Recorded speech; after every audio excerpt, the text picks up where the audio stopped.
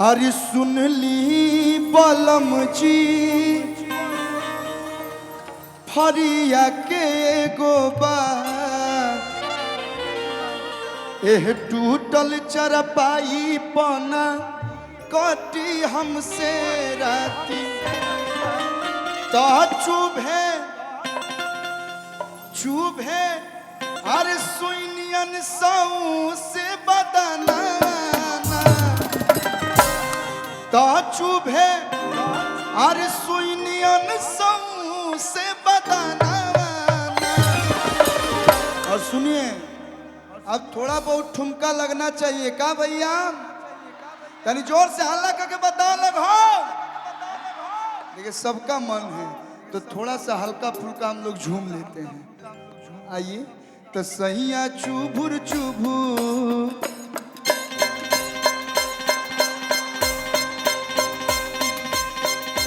Hello. देखिए डिम्पल जी जब तक आप लोग हल्ला करेंगे तब तक ये ऐसे ऐसे करते रहेंगे, तो आप लोग हल्ला करते रहिए हम लोग झूमते रहेंगे। ये खाना पीना नहीं खाती हैं, दर्शक के हल्ला से इनको एनर्जी आता है। तो एक बार फिर से वंस मोर या कलुआ का गाना सुनेगी कलुआ का। तो सैया चुभुर चुभू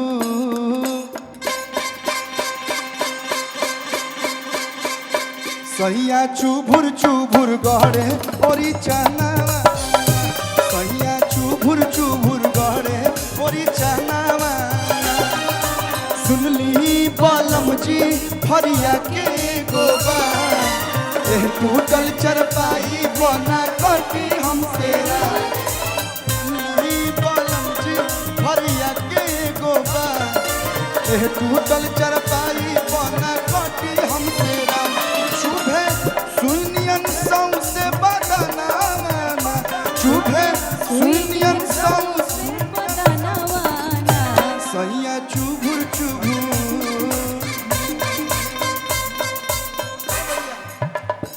आपको लगता है कि इधर ही पब्लिक है, देखिए इधर भी कुछ लोग हैं,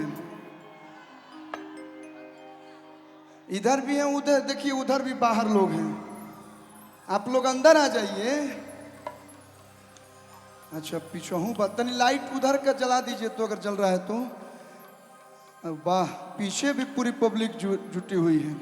तो इधर से जितने भी हमारे बाहर वाले भैया हैं सबको प्रणाम। इधर से थोड़ा आप लोग भी झूम जाइए। सैया चुभुर चुभुर सैया चुभुर चुभुर गड़े ओरी चनावाना सैया चुभुर चुभुर गड़े ओरी चनावाना।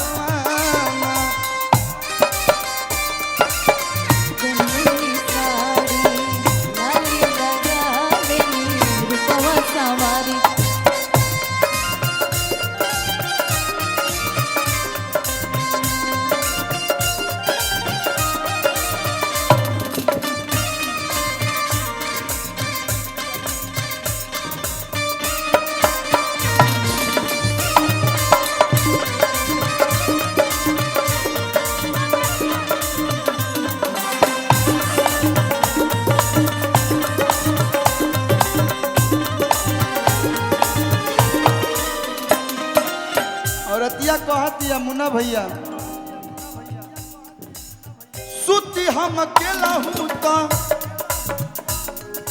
पार्टी चरचराता रोज रोज रो या के कोई दिला धागा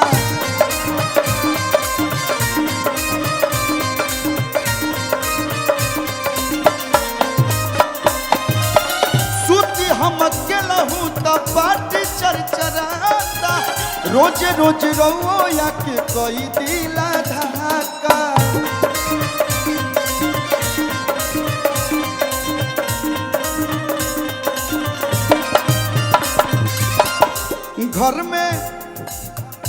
घर में डबल बेड के लाई दी पलंगवाना घर में डबल बेड के लाई दी पलंगवाना सैया चुभुर चुभुर सैया चुभुर चुभुर गड़े ओरी चनावाना सैया चुभुर चुभुर गड़े ओरी चनावाना सैया चुभुर चुभुर गड़े गोरी चनावा सैया चुभुर चुभुर।